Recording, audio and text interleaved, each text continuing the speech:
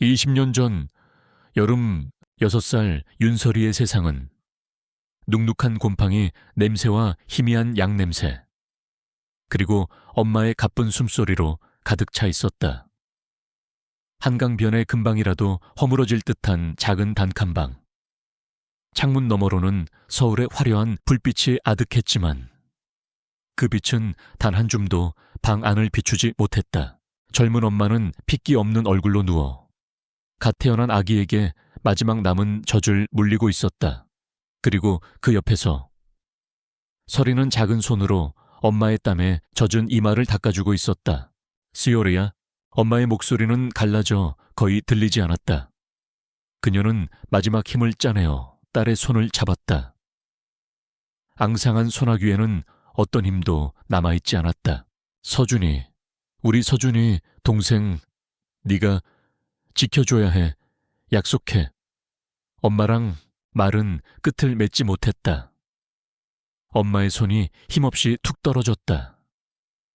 하지만 설이는 엄마가 무슨 말을 하고 싶었는지 알 수 있었다.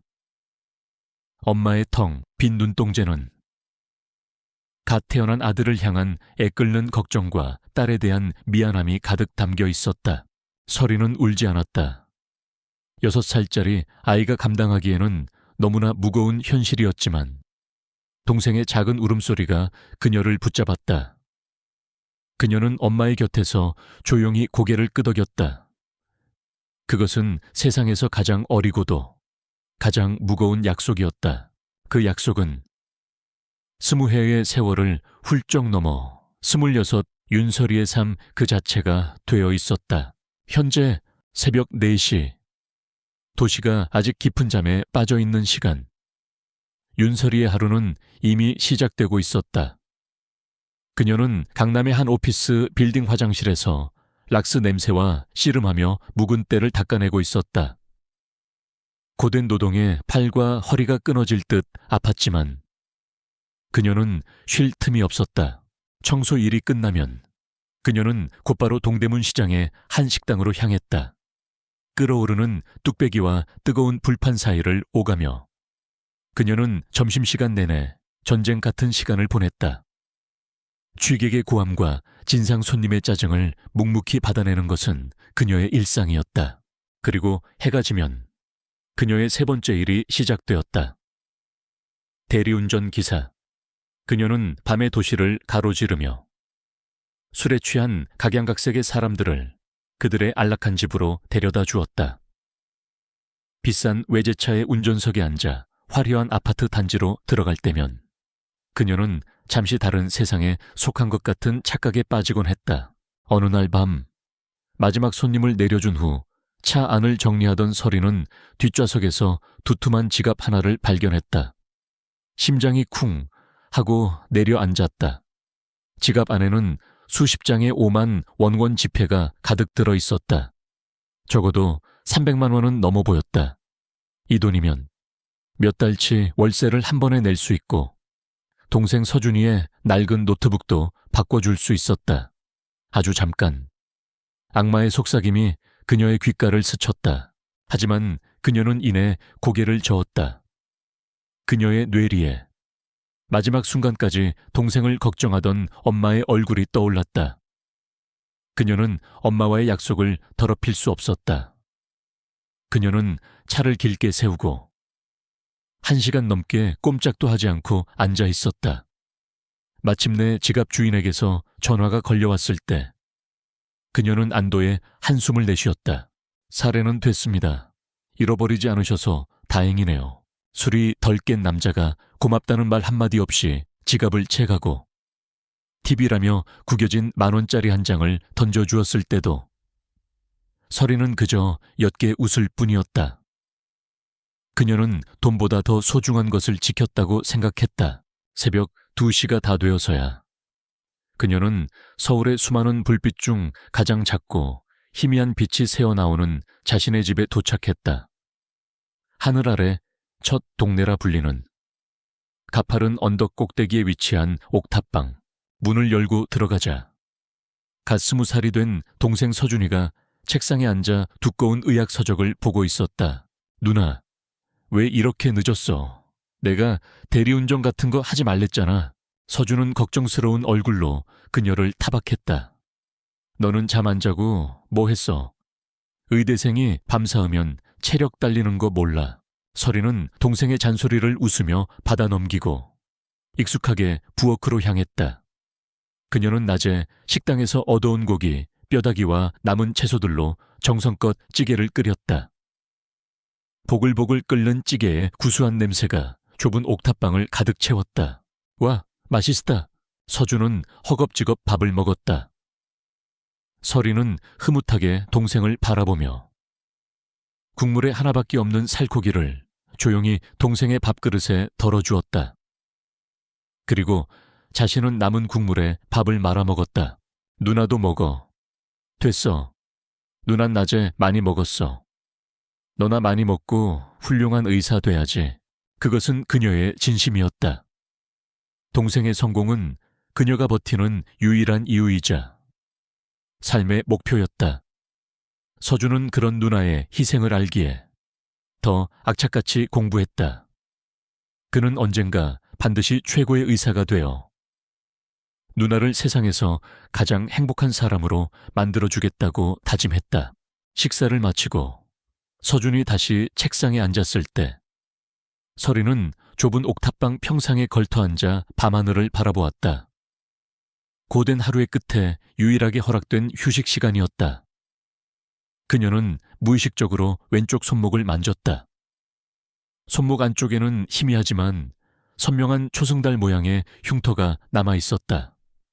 아주 어릴 적 뜨거운 파편이 튀었던가, 날카로운 유리에 베었던가, 기억은 흐릿했지만 끔찍한 공포와 아픔의 감각만은 어렴풋이 남아있었다. 그녀는 품에서 낡고 빛바랜 사진 한 장을 꺼냈다.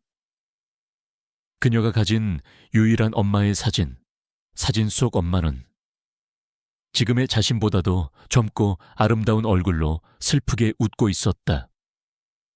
고급스러워 보이는 옷차림과 배경은 자신들의 초라한 현실과는 너무나도 이질적이었다.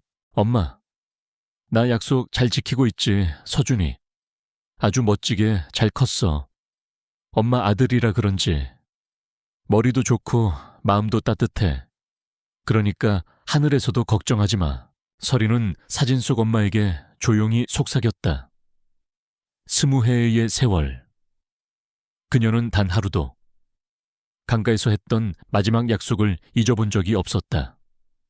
그 약속이 때로는 족쇄처럼 그녀의 삶을 옥죄었지만 동시에 그녀를 살게 하는 유일한 이유이기도 했다. 가을이 깊어갈수록 윤서준의 미래는 밝게 빛나는 듯했다.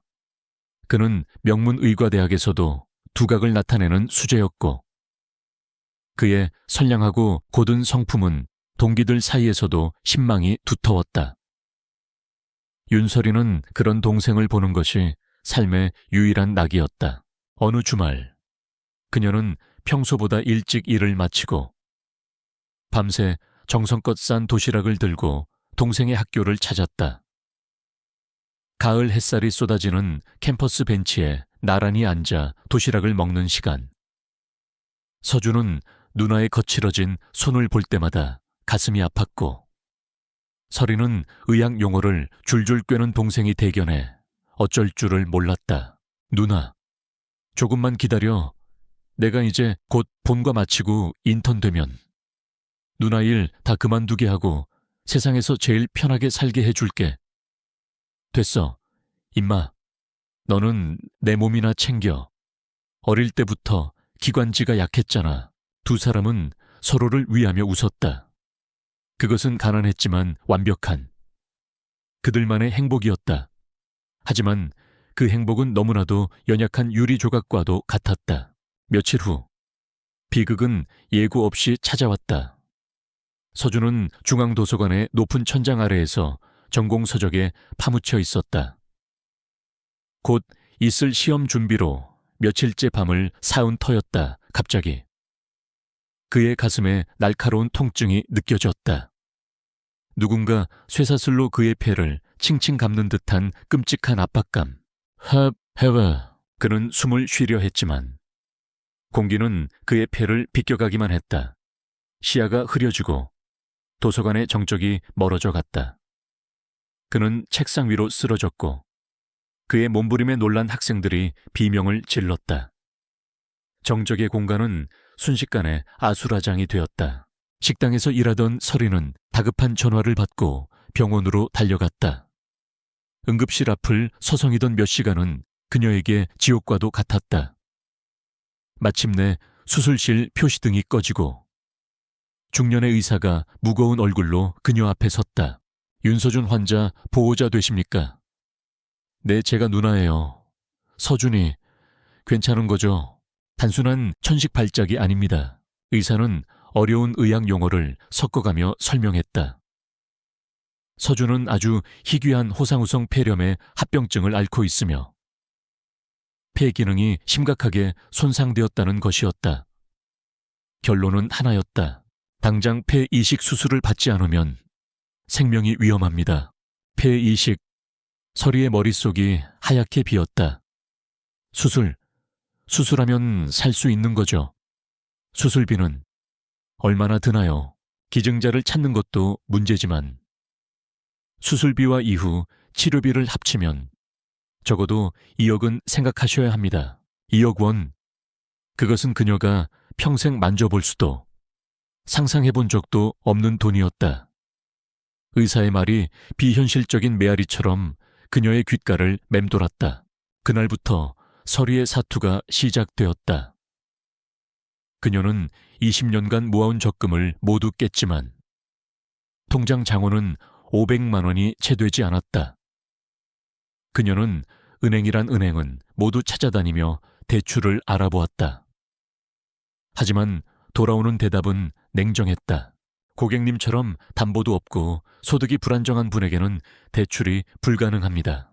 그녀는 예전에 함께 일했던 동료들에게 머리를 숙이며 돈을 빌리려 했지만 모두들 각자의 사정을 이야기하며 외면했다. 밤에는 대리운전 일을 하다가 전봇대에 붙어있는 급전대출 명함을 멍하니 바라보기도 했다. 하지만 사채의 끝이 파멸이라는 것을 그녀는 너무나도 잘 알고 있었다. 동생을 살리기 위해 동생을 더 큰 위험에 빠뜨릴 수는 없었다. 모든 문이 그녀 앞에서 굳게 닫혔다. 그녀가 20년간 성실하게 살아온 삶은 돈이라는 거대한 벽 앞에서 아무런 힘도 발휘하지 못했다. 시간은 속절없이 흘러갔고 중환자실에 누워있는 서준의 상태는 점점 나빠져만 갔다.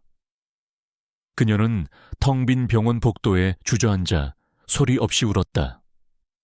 엄마와의 약속, 동생을 지켜주겠다던 그 약속을 그녀는 지키지 못하게 될지도 몰랐다. 지독한 무력감과 절망이 그녀의 온몸을 쇠사슬처럼 올감했다. 그때였다. 병원 로비에 대형 TV에서 저녁 뉴스가 나오고 있었다. 오늘 TK그룹의 강태환 회장은 서울중앙의료원에 난치병 환우들을 위한 지원금 100억 원을 기부했습니다. 강 회장은 앞으로도 기업에 사회적 책임을 다하겠다고 밝혔습니다.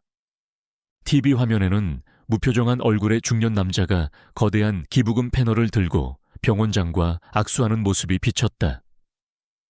강태환 회장, 대한민국 재계를 움직이는 구름 위의 존재. 서리는 멍하니 그 화면을 바라보았다.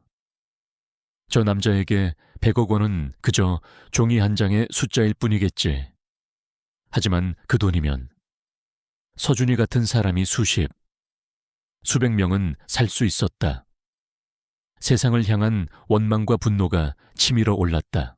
그런데 그 순간 분노는 이내 다른 감정으로 변해갔다. 그것은 신락 같은 희망, 아니 광기에 가까운 생각이었다. 저 사람이라면 서준이를 살릴 수 있어. 그녀는 평생 누구에게도 무언가를 구걸하거나 아쉬운 소리를 해본 적이 없었다. 특히 오만하고 무책임한 부자들을 경멸했다. 하지만 지금은 그런 자존심을 따질 때가 아니었다. 동생이 꺼져가는 숨결을 위해서라면 그녀는 악매에게 영혼이라도 팔 수 있었다. 서리는 눈물을 닦고 자리에서 일어났다. 그녀의 눈에는 더 이상 절망의 빛이 서려 있지 않았다. 그 자리에는 동생을 구하기 위해 불구덩이라도 뛰어들겠다는 어미 늑대처럼 처절하고도 결연한 의지가 불타고 있었다. 그녀는 결심했다. 세상에서 가장 낮은 곳에 자신이, 세상 가장 높은 곳에 그 남자에게 가기로. 그것이 설령 지옥으로 가는 길이라 할지라도 윤설이의 처절한 사투는 그때부터 시작되었다. 그녀는 TK그룹 강태환 회장의 동선을 파악하기 위해 인터넷 기사와 병원 관계자들의 말을 짜깁기 했다. 마침내 강 회장이 서울중앙의료원 재단 이사장으로서 일주일에 한 번 병원을 방문한다는 사실을 알아냈다. 그날부터 병원 1층 로비의 차가운 의자는 그녀의 새로운 일터가 되었다. 그녀는 밤새 대리운전을 하고 새벽에 잠시 눈을 붙인 뒤 아침 일찍부터 병원 로비로 출근했다. 며칠을 씻지도 갈아입지도 못한 그녀의 행사액은 초라했고 눈은 퀭했다. 병원 보안 요원들이 몇 번이나 그녀를 쫓아내려 했지만 그녀는 귀신처럼 다시 나타나 자리를 지켰다.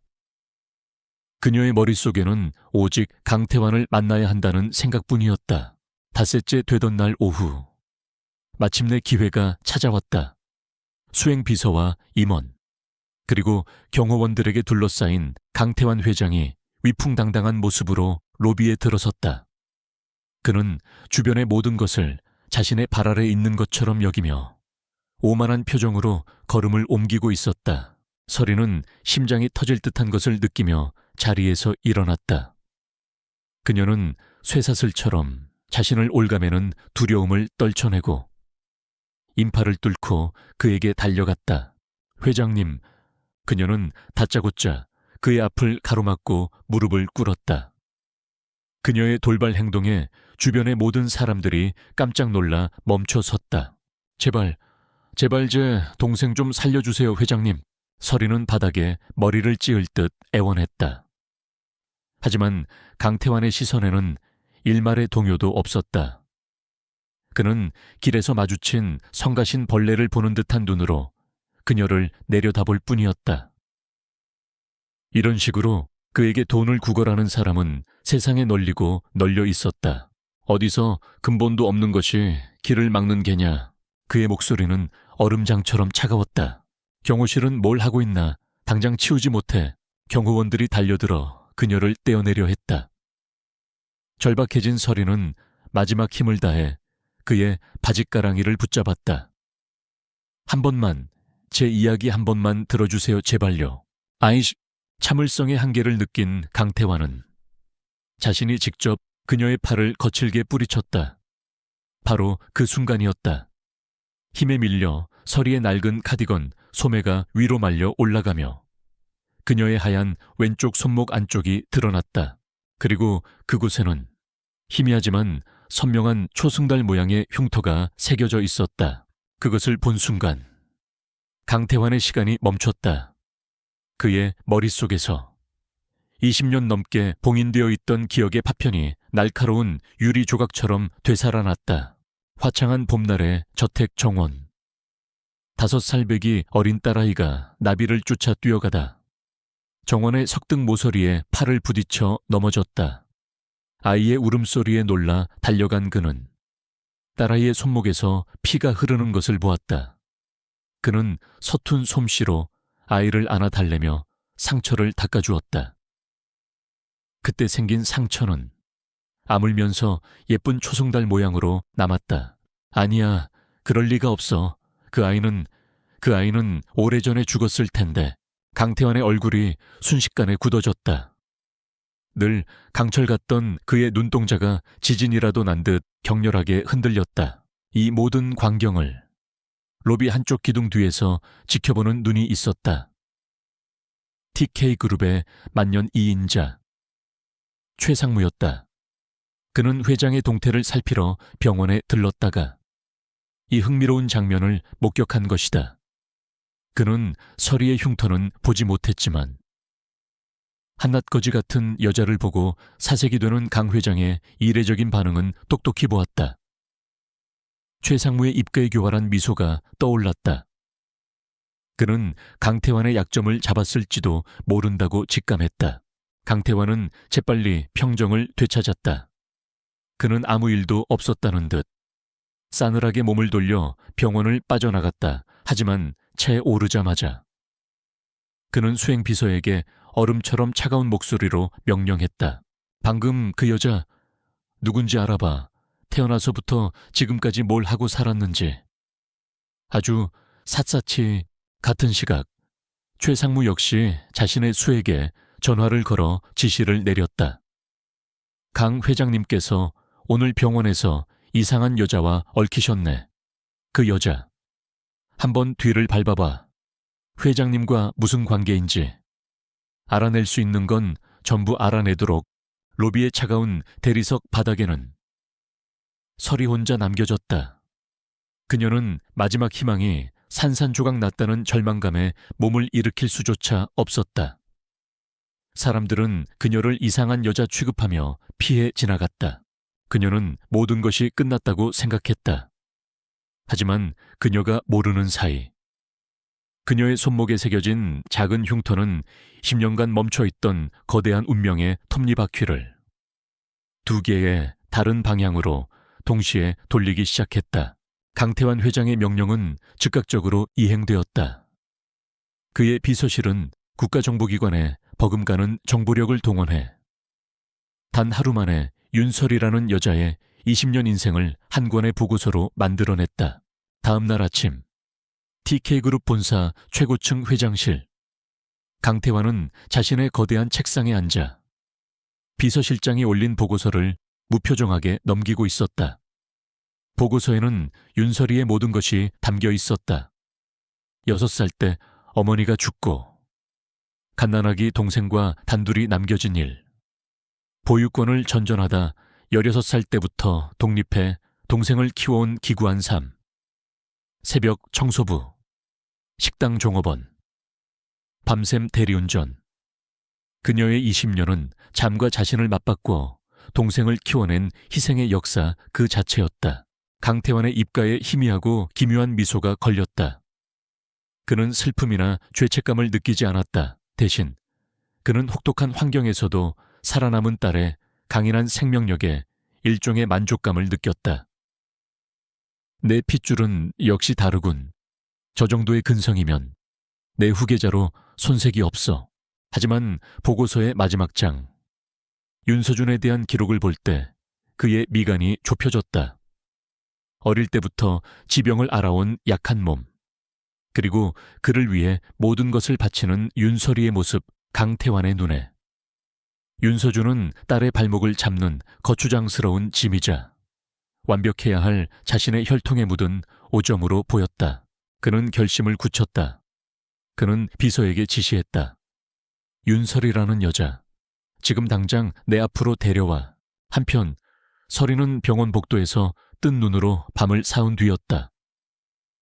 동생의 상태는 조금씩 나빠지고 있었고 그녀가 할 수 있는 것은 아무것도 없었다. 절망이 그녀를 산채로 집어삼키고 있을 때 낯선 번호로 전화가 걸려왔다. 윤설이 씨 되십니까? TK그룹 회장 비서실입니다. 회장님께서 지금 뵙기를 원하십니다. 설이의 심장이 쿵 하고 내려앉았다. 혹시 내 사정을 듣고 도와주려는 걸까? 그녀는 신락 같은 희망을 품고 비틀거리는 걸음으로 TK그룹 본사로 향했다. 서울의 스카이라인을 압도하는 거대한 유리와 강철의 성.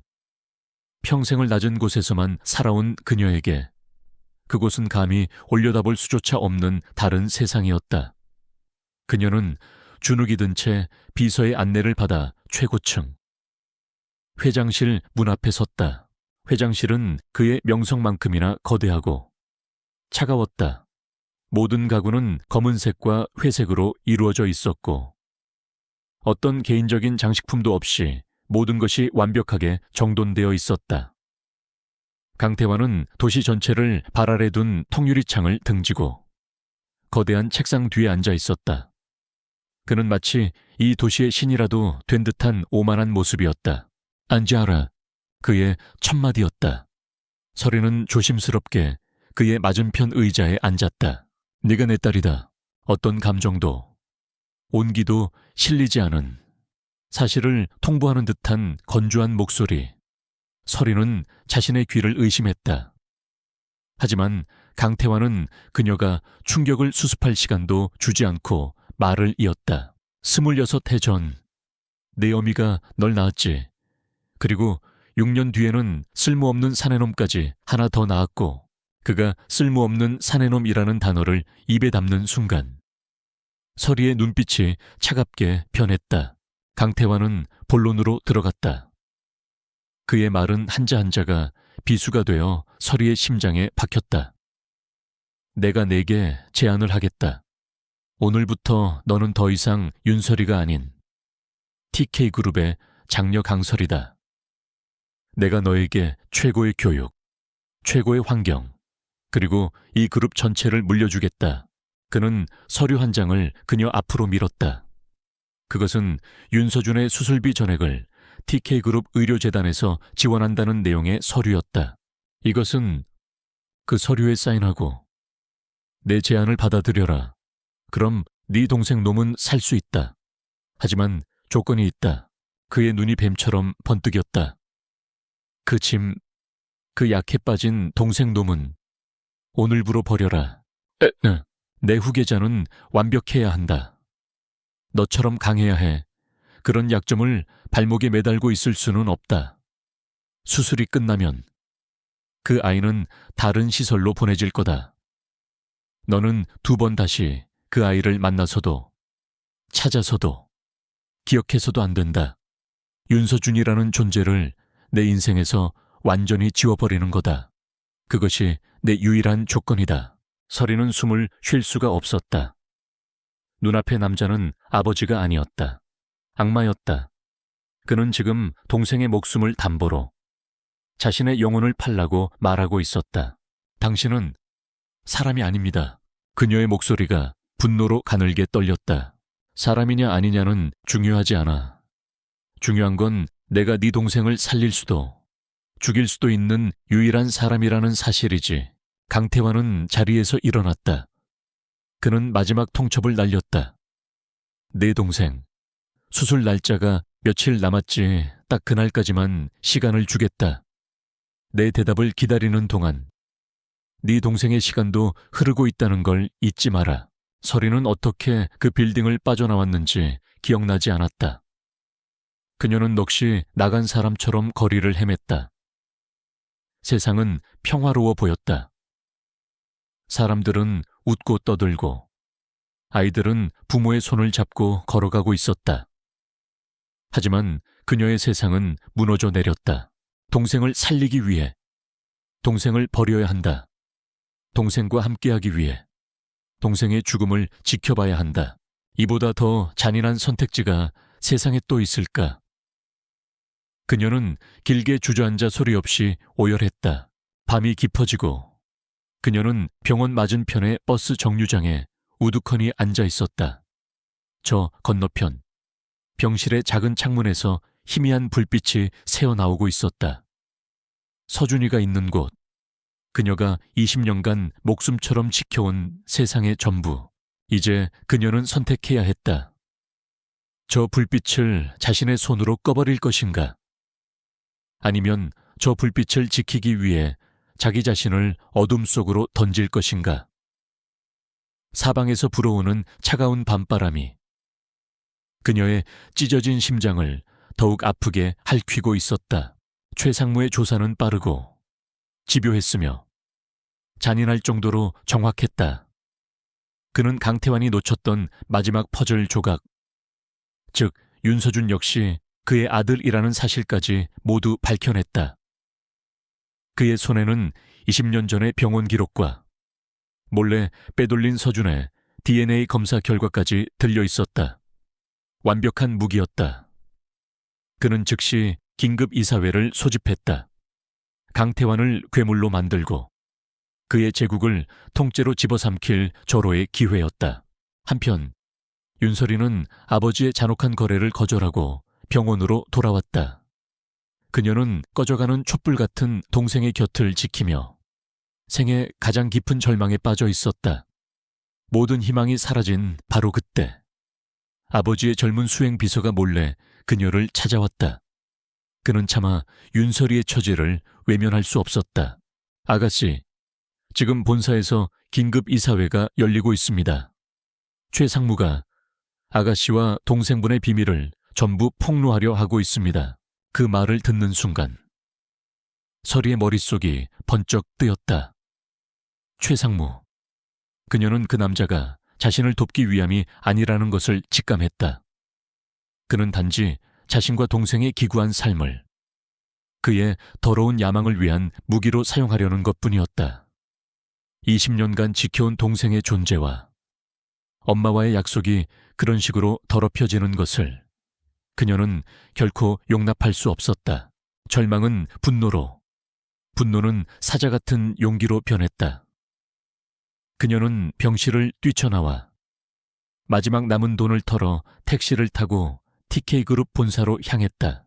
TK그룹 최고층 이사회 회의실, 팽팽한 긴장감 속에서 최 상무는 의기양양하게 준비한 자료들을 스크린에 띄우고 있었다. 존경하는 이사님들, 지금부터 제가 밝힐 진실은 TK그룹의 근간을 뒤흔들 것입니다. 우리가 그토록 존경해온 강태환 회장님의 두 얼굴을 보여드리겠습니다. 그는 서준의 출생 기록과 병약했던 어린 시절, 그리고 그가 강 회장의 친자임을 증명하는 DNA 검사 결과를 차례로 공개했다. 강 회장님은 자신의 완벽한 제국에 흠이 될까 두려워 병약한 아들을 쓰레기처럼 내다버렸습니다. 이것이 바로 TK그룹의 리더 강태환의 민낯입니다. 회의실은 벌집을 쑤신 듯 소란스러워졌다. 이사들은 경악했고 강태환의 얼굴은 잿빛으로 변했다. 최 상무가 회심의 미소를 지으며 강 회장의 해임을 건의하려던 바로 그 순간이었다. 벌컥 회의실의 육중한 문이 거칠게 열리고 윤설이가 들어섰다. 며칠 밤을 새워 헬쑥한 얼굴, 낡고 초라한 옷차림이었지만 그녀의 눈은 그 어떤 불꽃보다도 맹렬하게 타오르고 있었다. 그 이야기는 제가 하겠습니다. 모든 시선이 그녀에게로 쏠렸다. 그녀는 회의실 중앙으로 걸어 나왔다. 처음에는 떨리던 그녀의 목소리는 이야기를 시작하자 점차 힘을 얻어갔다. 네, 최 상무님이 말씀하신 건 모두 사실입니다. 제 동생 서준이는 강태환 회장님의 아들입니다. 이사들은 다시 한번 술렁였다. 하지만 설이는 말을 멈추지 않았다. 그녀는 최 상무가 제시한 차가운 사실 위에 자신이 20년간 겪어온 뜨거운 진실을 덧씌우기 시작했다. 하지만 여러분이 모르는 이야기가 있습니다. 그 아이는 버려진 약점이 아니라 6살짜리 누나가 목숨을 걸고 지켜낸 세상의 전부였습니다. 그녀는 20년 전 엄마의 마지막 숨결 앞에서 했던 약속을 이야기했다. 꽁꽁 언 손으로 폐지를 줍던 겨울밤, 동생의 분유값을 벌기 위해 굶었던 수많은 날들, 동생이 아플 때마다 밤을 새우며 곁을 지켰던 이야기. 그녀의 이야기는 그 어떤 비싼 영화보다도 더 극적이었고 그 어떤 위대한 서사시보다도 더 감동적이었다. 회의실을 가득 채웠던 이사들의 웅성거림은 점차 잦아들었다. 그들은 이제 한 기업의 비밀을 캐는 주주가 아닌 한 여인의 위대한 희생 서사를 듣는 인간으로서 숨을 죽인 채 그녀의 이야기에 귀를 기울였다. 초의 상무님은 제 동생을 약점이라고 하셨지만 저에게 서준이는 삶의 이유였습니다. 제 동생은 당신 같은 사람이 함부로 입에 올릴 수 있는 존재가 아니란 말입니다. 그녀의 외침이 회의실을 울렸다. 그리고 그녀는 마지막 일격을 날렸다. 그녀는 상석에 앉은 강태환을 똑바로 쳐다보며 말했다. 그리고 며칠 전 제 아버지인 저분은 제게 거래를 제안하셨습니다. 제 동생의 수술비와 제 미래를 보장해주는 대가로 제 손으로 직접 동생을 버리라고 하셨습니다. 그 말이 터져 나오는 순간 회의실의 공기는 완전히 얼어붙었다. 과거의 죄는 용서받을 수 있을지 모른다. 하지만 현재까지 이어지는 잔인함은 그 어떤 변명으로도 덮을 수 없었다. 모든 시선이 강태환에게로 향했다. 그는 딸의 모든 이야기를 듣고 있었다. 그가 오점이라 여겼던 아들이 딸의 위대한 사랑 속에서 얼마나 훌륭한 청년으로 자랐는지, 그리고 자신이 그 모든 것을 돈으로 다시 짓밟으려 했다는 사실. 그의 철옹성 같던 자존심과 오만에 마침내 균열이 가기 시작했다. 딸의 이야기는 그의 얼어붙은 심장을 녹이는 뜨거운 용암과도 같았다. 그는 천천히 자리에서 일어섰다. 그리고 평생 단 한 번도 숙여본 적 없었던 고개를 깊이 숙였다. 내가 틀렸었다. 그의 목소리는 찢어질 듯한 고통으로 가득 차 있었다. 내가 내 보물들을 내 손으로 내버렸다. 그리고 그것을 다시 찾아올 기회마저 내 손으로 없애려 했다. 내가 괴물이었다. 그의 고백은 모든 상황을 종결시켰다. 최상무의 쿠데타는 처참하게 실패했다. 그는 진실을 폭로했지만 그 진실을 뛰어넘는 더 위대한 사랑 앞에 무릎 꿇은 것이다. 윤설이는 부서진 아버지를 바라보았다. 그녀의 눈에는 승리감 대신 깊고 처연한 슬픔이 담겨 있었다. 그녀는 비즈니스 전쟁에서 이긴 것이 아니었다. 그녀는 그저 자신의 동생과 엄마와의 약속과 그녀 자신의 20년 세월을 지켜낸 것뿐이었다. 이사회의 폭풍이 지나간 후 TK그룹에는 새로운 질서가 세워졌다. 최상무는 회장의 비밀을 폭로해 쿠데타를 일으키려 했지만 오히려 윤설이의 위대한 사랑 앞에 그의 야망이 초라하게 드러나며 역풍을 맞았다. 이사들은 그의 비열함에 등을 돌렸고 그는 회의 직후 긴급 감사팀에 의해 기업 기밀 유출 및 배임 혐의로 조사를 받게 되었다. 그의 몰락은 빠르고 처참했다. 하지만 강태환에게는 자신의 제국을 지켜낸 승리감 따위는 없었다. 그는 텅 빈 회의실에 홀로 남아 딸이 서 있던 자리를 멍하니 바라보았다. 20년의 세월. 그가 버렸던 두 아이가 겪었을 고통의 무게가 거대한 산처럼 그의 어깨를 짓눌렀다. 그는 평생 처음으로 회한이라는 감정에 휩싸였다. 그는 비틀거리는 걸음으로 회의실을 나와 곧장 서울중앙의료원으로 향했다. 그의 마음은 조급했다. 단 1초라도 빨리 자신이 저지른 과오를 바로잡고 싶었다. 그가 중환자실 앞에 도착했을 때 서리는 핏기 없는 얼굴로 동생의 침대를 들여다보고 있었다. 아버지를 본 그녀의 눈빛은 복잡했다. 원망도, 동정도 아닌 그저 깊이를 알 수 없는 피로감이 담겨 있었다. 강태환은 어떤 변명도, 인사도 하지 않았다. 그는 곧바로 병원 장실로 향했다. 당장 이 병원에서 가장 뛰어난 흉부외과 팀을 꾸리시오. 세계 최고의 석학이라도 좋아. 돈은 얼마가 들어도 상관없으니 오늘 밤 안으로 내 아들 윤서준을 살릴 수 있는 모든 준비를 끝내시오. 그의 명령에는 아버지로서의 절박함이 담겨 있었다. 그는 더 이상 약한 아들을 부정하는 오만한 회장이 아니었다. 그는 그저 죽어가는 아들을 살리고 싶은 죄 많은 아버지일 뿐이었다. 그날 밤 서준은 대한민국 최고의 의료진에 의해 폐 이식 수술을 받게 되었다. 수술은 밤새 이어졌고 서리와 강태환은 수술실 앞 복도에서 뜬 눈으로 밤을 새웠다. 두 사람 사이에는 어떤 대화도 오가지 않았다. 하지만 침묵 속에서 20년간 단절되었던 부녀의 시간은 아주 조금씩 고통스럽게 이어지고 있었다. 새벽이 밝아올 무렵 수술실 문이 열리고 주치의가 나왔다. 수술은 성공적이었습니다. 기적적으로 환자의 몸에 딱 맞는 기증자가 나타났고 경과도 좋습니다. 그 말에 서리는 다리에 힘이 풀려 주저앉아 울었다. 강태환은 굳은 얼굴로 안도의 한숨을 내쉬었다. 며칠 후 서준은 일반 병실로 옮겨져 의식을 회복했다. 마침내 세 사람은 20년 만에 처음으로 한 공간에 모였다. 서준은 아직 모든 진실을 알지 못한 채 자신의 병실에 와 있는 TK그룹 회장과 그 옆에 어색하게 서 있는 누나를 보며 어리둥절한 표정을 지었다. 서리가 먼저 떨리는 목소리로 입을 열었다. 서준아, 이분은... 하지만 강태환이 그녀의 말을 막았다. 그는 직접 자신의 입으로 모든 것을 이야기해야 한다고 생각했다. 그는 서준의 침대맡 의자에 조용히 앉았다. 내가 내 애비다. 그는 20년 전 서준이 태어났던 날부터 시작해 자신이 왜 아이를 버렸는지, 그리고 서리가 어떻게 그를 지켜냈는지, 어떤 것도 미화하거나 변명하지 않고 담담하게 털어놓았다. 그것은 한 남자가 할 수 있는 가장 고통스러운 고백이었다.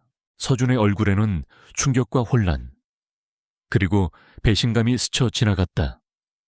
자신을 세상에서 가장 사랑해주던 누나가 사실은 20년간 자신을 속여왔다는 생각, 그리고 눈앞의 남자가 자신을 버린 아버지라는 믿을 수 없는 현실.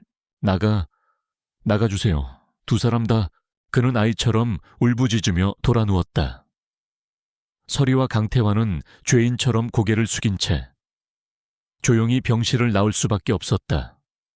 상처는 너무나 깊었고 용서로 가는 길은 아득하게만 보였다. 그날 밤 강태환은 서리가 있는 병원 옥상 정원으로 찾아왔다.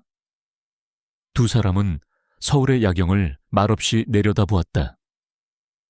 강태환이 먼저 침묵을 깼다. 내가 평생을 바쳐 TK라는 제국을 건설한 이유는 완벽한 후계자에게 물려주기 위함이었다. 그의 목소리에는 깊은 자조가 섞여 있었다. 그런데 정작 나는 내 진짜 보물들이 내 옆에 있는 줄도 모르고 그것들을 내 손으로 내팽개쳤구나. 완벽한 후계자를 찾기 위해 내 아이들을 버리는 괴물이 되어버렸어. 서리는 아무 말 없이 그의 고백을 듣고 있었다. 그녀의 마음속에서 20년간 쌓여왔던 분노와 원망의 얼음 덩어리가 그의 진심 어린 후회 앞에서 아주 조금씩 녹아내리기 시작했다. 미안하다. 그리고 고맙다. 서리야, 나 같은 놈을 대신해서 서준이를 지켜줘서 정말 고맙다. 그것은 강태환이 생애 처음으로 누군가에게 건네는 진심 어린 사과이자 감사였다. 부서진 가족의 조각들을 다시 맞추기 위한 고통스럽지만 진실된 첫걸음이었다. 지독했던 아픔의 시간은 아득한 기억 저편으로 물러나고 세 사람의 세상에는 따스한 햇살이 가득한 새로운 계절이 찾아와 있었다. 강태환 회장은 경영 일선에서 물러났다. 그는 평생을 바쳐 이룩한 TK그룹을 전문 경영인에게 맡기고 오직 아버지와 할아버지로서의 삶을 사는 데에만 집중했다. 그의 얼굴에서는 과거의 냉혹한 독재자의 모습은 찾아볼 수 없었다. 대신 아이들의 재롱에 허허실실 웃음을 터뜨리고 서툴게 밥을 먹여주는 평범한 할아버지의 모습만이 남아있었다. 그는 잃어버린 20년의 세월을 단 하루라도 더 보상받고 싶은 사람처럼 아이들에게 모든 시간과 사랑을 쏟아부었다. 윤서준은 폐 이식 수술 후 완전히 건강을 되찾아 대한민국 최고의 의과대학을 우수한 성적으로 졸업했다. 그리고 마침내 어릴 적 꿈이었던 의사가 되어 서울중앙의료원의 흉부외과 레지던트로 첫 발을 내디뎠다. 그는 자신을 살려준 의술로 이제는 다른 누군가의 생명을 구하는 사람이 되었다. 그는 과거 자신을 버렸던 아버지를 진심으로 용서했고 누나의 희생을 딛고 일어선 만큼 세상에서 가장 따뜻한 의사가 되겠다고 다짐했다. 가장 큰 변화를 맞이한 것은 윤설이었다. 그녀는 더 이상 하루하루를 버텨내는 고단한 생존자가 아니었다. 아버지와 동생의 전폭적인 지지 아래 그녀는 20년 만에 다시 책을 잡고 대학에 입학했다. 그녀가 선택한 전공은 사회복지학이었다. 그녀는 자신의 아팠던 경험을 이제는 세상의 다른 소외된 아이들을 보듬는 데 사용하기로 결심한 것이다. 28배 늦깎이 대학생이 된 그녀의 얼굴에는 그 어떤 때보다도 밝고 생기 넘치는 미소가 피어났다. 세 사람은 함께 일찍 세상을 떠난 어머니의 이름을 딴 이수연 재단을 설립했다. 재단의 첫 번째 목표는 설이와 서준처럼 부모를 잃은 형제자매들이 뿔뿔이 흩어지지 않고 함께 자랄 수 있는 그룹홈을 만드는 것이었다. 그리고 오늘 마침내 그 첫 번째 결실인 햇살의 집 개원식이 열리는 날이었다. 서울 근교의 아름다운 전원 속에 자리 잡은 햇살의 집은 차가운 시설이 아닌 따뜻한 가정의 모습으로 지어졌다. 마당에는 아이들이 마음껏 뛰어놀 수 있는 잔디밭이 있었고 거실의 큰 창으로는 따스한 햇살이 쏟아져 들어왔다. 개원식에는 수많은 정재계 인사들과 언론이 참석했지만 행사의 주인공은 단연 윤설이었다. 재단의 이사장 자격으로 단상에 선 그녀는 차분하지만 힘 있는 목소리로 연설을 시작했다. 20년 전 저는 6살의 나이로 엄마와 한 가지 약속을 했습니다. 동생을 지켜주겠다는 약속이었습니다. 그 약속 하나는 제 삶의 이유이자 저를 버티게 한 전부였습니다. 그녀는 자신의 과거를 담담하게 이야기했다. 그녀의 목소리에는 원망이나 슬픔 대신 모든 것을 이겨낸 자의 단단함과 희망이 담겨 있었다. 세상에는 저와 제 동생처럼 부모를 잃고 서로가 유일한 의지가 되어야 하는 아이들이 너무나도 많습니다. 이 햇살의 집은 그 아이들이 서로의 손을 놓지 않고 함께 성장할 수 있는 울타리가 되어줄 것입니다. 한 아이의 작은 약속이 한 가족의 기적을 만들었듯 이곳에서 자라날 아이들의 꿈이 세상을 바꾸는 더 큰 기적을 만들 것이라 믿습니다. 연설이 끝나자 우레와 같은 박수가 터져 나왔다. 객석 가장 앞줄에 앉아있던 강태환과 윤서준은 세상에서 가장 자랑스러운 눈빛으로 그녀를 바라보고 있었다.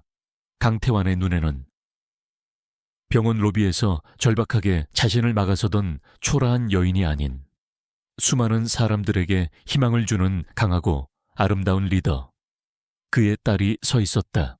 박수 소리가 잦아들 무렵 단상 위의 서리는 객석의 아버지를 향해 시선을 돌렸다. 그리고 그녀는 환하게 웃었다. 그것은 그동안 그녀가 보여주었던 슬픔이나 고마움이 섞인 미소가 아니었다. 과거의 모든 아픔과 원망을 완전히 씻어내고 오직 순수한 사랑과 신뢰만을 담은 진정한 용서의 미소였다. 그 미소를 본 순간 강태환은 자신 또한 완전히 구원받았음을 느꼈다. 개원식이 끝나고 세 사람은 햇살의 집 정원에서 아이들이 뛰어노는 모습을 지켜보고 있었다. 한 아이가 서리에게 달려와 그녀의 품에 안기며 선생님하고 불렀다. 서리는 아이를 따뜻하게 안아주었다. 그들 가족의 깊었던 상처는 이제 세상의 다른 아이들을 지키는 가장 따뜻한 빛이 되어 눈부시게 빛나고 있었다. 이야기꾼 아이야기쿤의 마지막 인사. 이야기는 여기서 막을 내립니다. 하지만 윤설이와 윤서준 그리고 새로운 삶을 찾은 강태환 회장의 삶은 이 따스한 햇살 속에서 계속될 것입니다. 그들의 이야기가 여러분의 마음에 작은 온기와 희망의 불씨를 남겼기를 바랍니다. 이 이야기가 마음에 드셨다면 채널을 구독하고 좋아요를 눌러주세요. 여러분의 응원은 제가 더 많은 이야기를 세상에 꺼내놓을 수 있는 가장 큰 힘이 됩니다. 알림 설정도 잊지 마시고 다음 이야기에서 다시 만나요. 감사합니다.